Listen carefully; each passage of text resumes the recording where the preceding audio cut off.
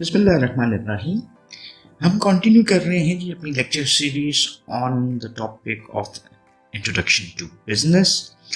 और आज के दिन पे हम बात करेंगे चैप्टर नंबर 13 और स्टार्ट करेंगे learning different concepts of marketing. So, before jumping into what marketing is, we have to basically understand the meaning of this word. What do we mean by marketing? जब भी हम marketing की बात करते हैं तो कंसिडर ये किया जाता है कि it is an essential process जिसमें किसी भी फर्म को इन्वॉल्व होना पड़ता है। अगर हम बात करते हैं डिफरेंट फंक्शंस की किसी भी कंपनी में, तो उसमें आपको ह्यूमन रिसोर्स नज़र आती है, प्रोडक्शन नज़र आती है, आपको अकाउंटिंग एंड फाइनेंस के ऑप्शंस नज़र आते हैं, आपको प्रोक्योरमेंट के डिफरेंट ऑप्शंस नज़र आते हैं, और मार्केटिंग। ये तमाम जितने भी फंक्शंस मैंने जिक्र किए, ये सब आपके लिए क्या जनरेट करते हैं? एक्सपेंस जनरेट करते हुए दिखाई देते हैं। सो marketing is the only function जो कि आपके लिए क्या जनरेट करता है? That is revenue. सो किसी भी फर्म की परफॉर्मेंस में मार्केटिंग का एक की रोल आपको नजर आता है। सो स्टार्ट करते हैं by learning what is the concept of marketing. So marketing को अगर हम डिफाइन करें तो basically it's the activity set of institutions and processes for creating, communicating, delivering and exchanging offering that have value for customers, clients, partners and society at large. So ये तो आपको एक definition नजर आ गई। इसको थोड़ा सा एक्सप्लेन करने की कोशिश करते हैं कि सबसे पहले तो हमने ये समझ लिया कि ये क्या है। It's an activity. अब मार्केटिंग के सारे प्रोसेस में आपको क्या नजर आता है? डिफरेंट सेट ऑफ इंस्टीट्यूशंस नजर आते हैं, प्रोसेसेस नजर आते हैं, जो कि क्या क्रिएट करते हैं? कम्युनिकेशन क्रिएट करते हैं।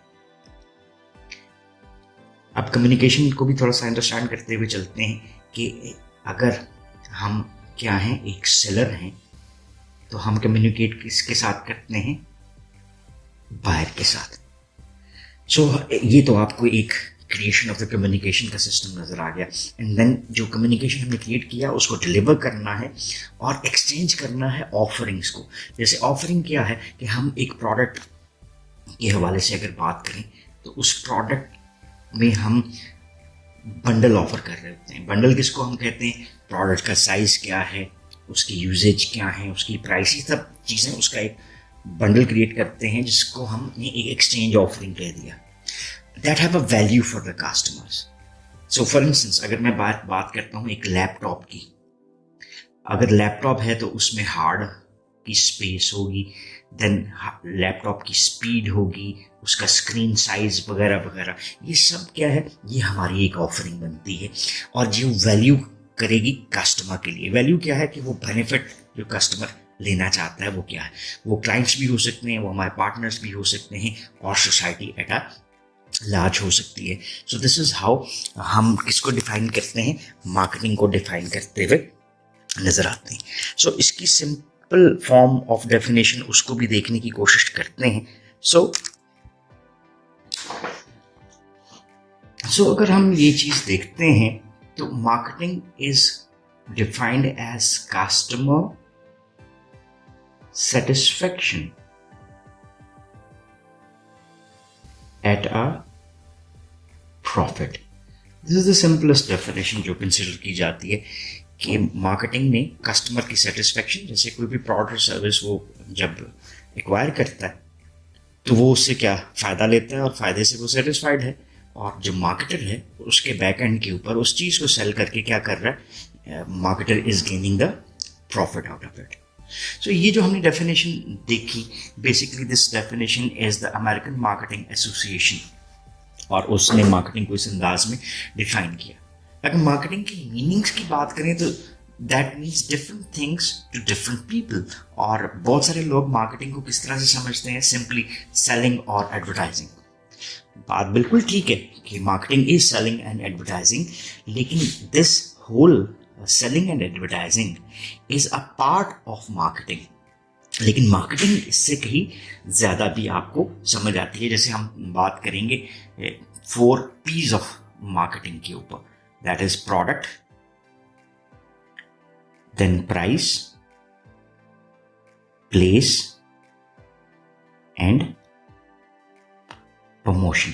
सो marketing is more than just selling और एडवर्टाइजिंग. तो ये चीज तो हमारे समझ में आती है.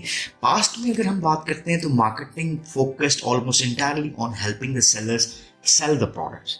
और इसी तरह से बहुत सारे लोग जिनसे हैं वो ये समझते हैं कि मोस्टली सेलिंग, एडवर्टाइजिंग और distribution from the sellers to the buyer यही मार्केटिंग कहलाती है. लेकिन आज पे much of marketing is instead helping the buyer buy, और उसमें कई और चीज़ें भी ऐड होती हुई आपको नजर आती हैं. सो यहाँ पर हमने 2 केसेस डिस्कस किए हुए हैं जिसको आप रीड आउट करके इस कॉन्सेप्ट को फर्दर क्लैरिफिकेशन की तरफ भी लेकर जा सकते हैं. सो अभी हम बात करते हैं कि मार्केटिंग इवॉल्व कैसे हुई, that is termed as the evolution of marketing. और नेक्स्ट लेक्चर में हम इसके 4 P's के हवाले से फिर बात करेंगे.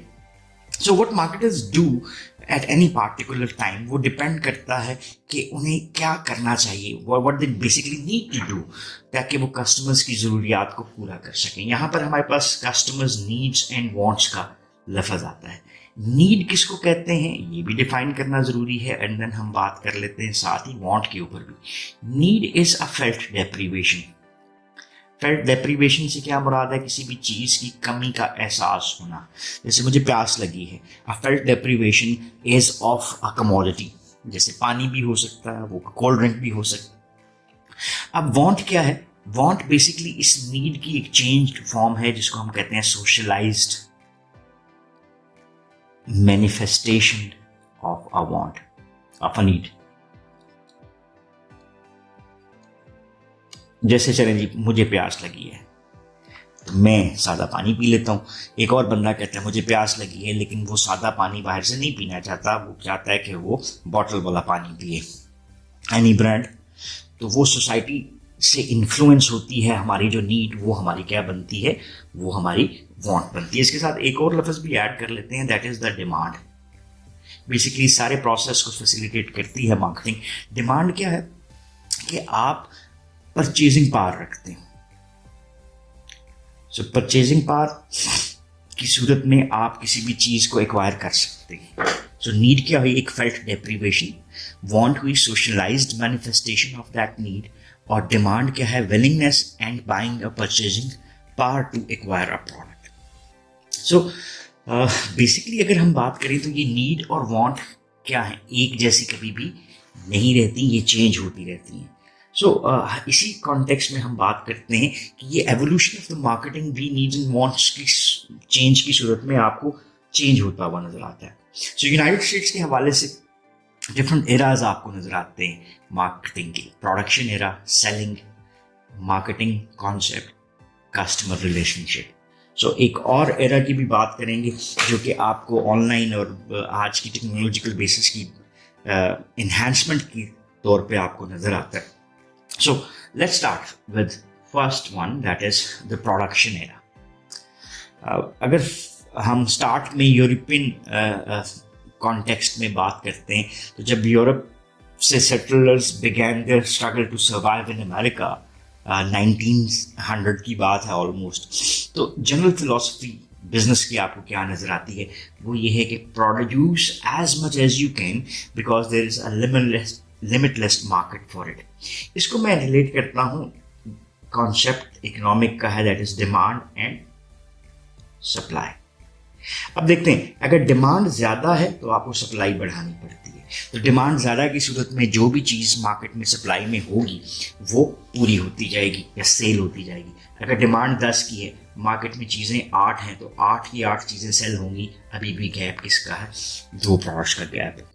सो प्रोडक्शन एरा डिपेंड भी आपको इसी पे करता हुआ नजर आता है कि there is more demand than the supply. So whatever the producer will produce will be ultimately sold in the market. So आपको क्या नजर आता है कि limited production capability and vast demand for products in those days, that production philosophy was both logical and profitable as well. So business owners were mostly farmers, carpenters, and trade workers, so they needed to produce more and more, so their goals concerned with production. ये आपको एक marketing के context में पहली base नजर आती है, which was called as production era, जो 1920 के अवाइल में आपको कॉन्टिन्यूड नजर आता है. फिर by the 1920s, business had developed mass production techniques such as automobile assembly lines. Production capacity often exceeds the immediate market demand. So अब आपको ये डिमांड और सप्लाई वाला जो कॉन्सेप्ट है ये चेंज होता हुआ नजर आया. डिमांड ज्यादा है लेकिन इसके साथ सप्लाई भी आपको ज्यादा नजर आती है. इसका मतलब हो गया कि फर्ज करें अगर 10 चीजों की डिमांड है तो 12 प्रोडक्ट्स हैं, इस 12 में से कितनी सेल होंगी? 10 सेल होंगी, 2 नहीं सेल हो पा रही. सो कौन सी चीजें ज्यादा सेल होंगी? वो जिनके ऊपर लार्ज स्केल सेलिंग एक्टिविटी आपको होती हुई नजर आएगी. यहाँ पे आपको जो बिजनेस फिलॉसफी है वो थोड़ी सी मॉडिफाइड नजर आई है. Turn from producing to selling, यानी आपके पास मैस प्रोडक्शन अब चल रही है तो आप उन प्रोडक्शन आइटम को कंज्यूम करना चाहते हैं, जिसके लिए आप सेलिंग का सहारा लेते हैं. So most companies emphasize selling and advertising in an effort to persuade consumers to buy existing products. So few offered extensive service after the sale. So आपने क्या किया कि सेलिंग की एक्टिविटी की, by one get one free, modern form में हम कहते हैं, डिस्काउंट्स दे दिए, आपने कुछ अदर बेनिफिट्स ऑफर कर दिए, आफ्टर सेल सर्विसेज ऑफर कर दी. सो इस बिना के ऊपर प्रोड्यूसर की ये ज़रूरत बनी कि वो सेलिंग के ऊपर तवज्जो दें.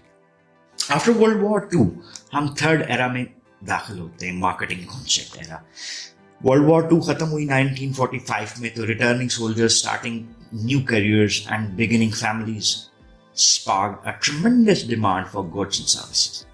So आपको क्या नजर आया? यहाँ पर भी आपको डिमांड इंक्रीज नजर आती है of a newer variety of product. So post-war years launched the sudden increase in the birth rate that we now call the baby boomer.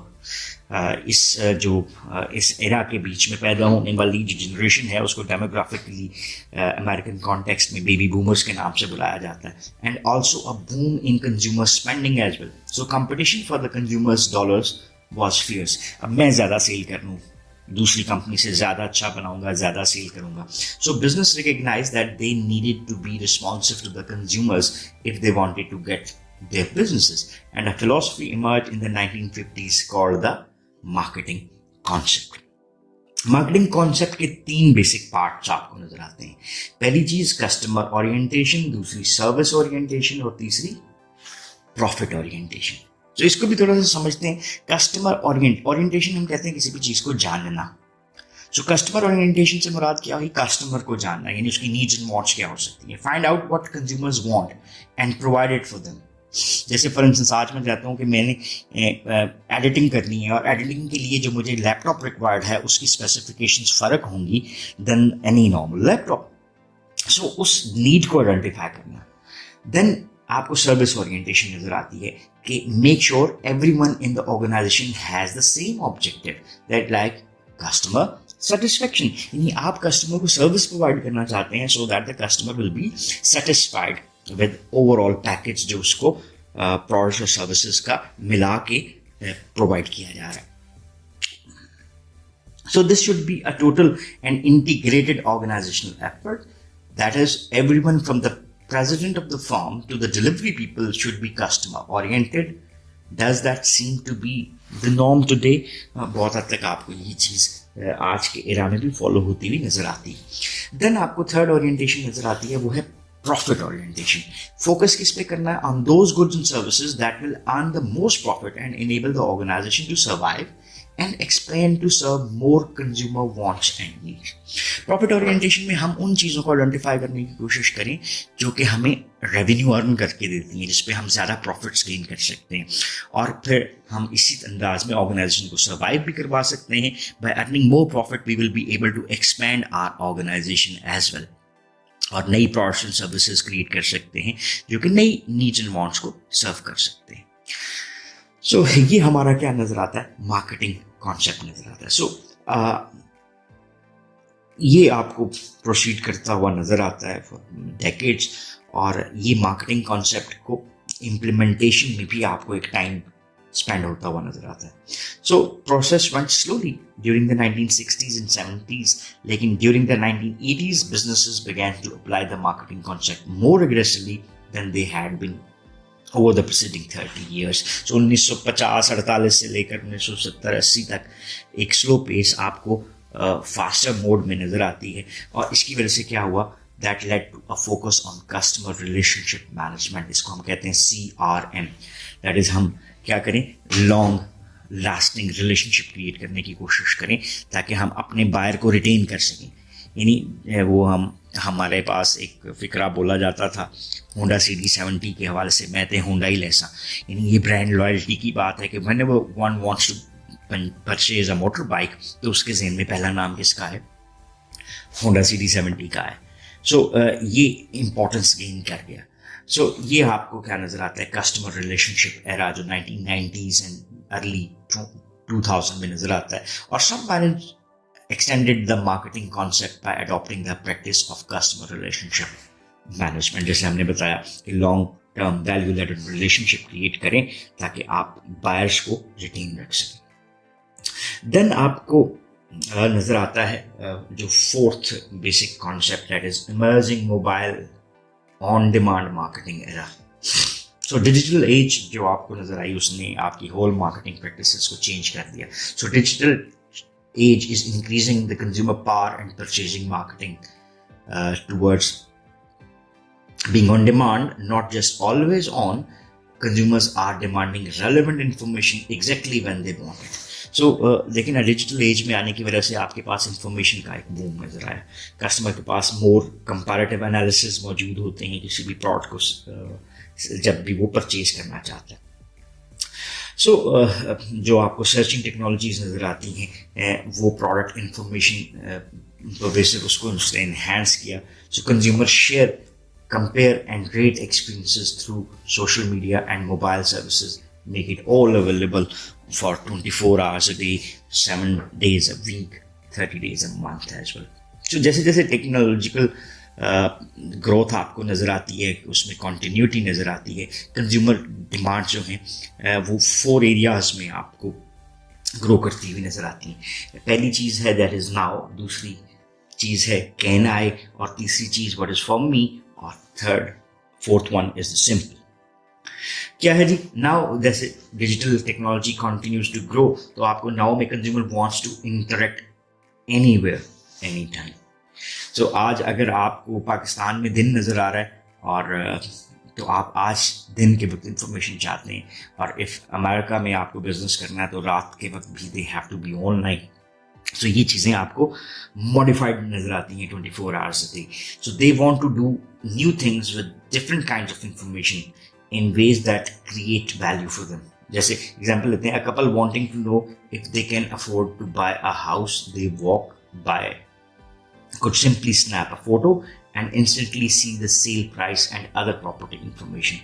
So क्या मुझे ये चीज़ें मिल सकती हैं, while at the same time the device automatically जो है वो assess करती है their financial information, contacts mortgage and obtain loan approval. So आपको सारी चीज़ें synthesize नजर आती हैं एक फॉर्म में.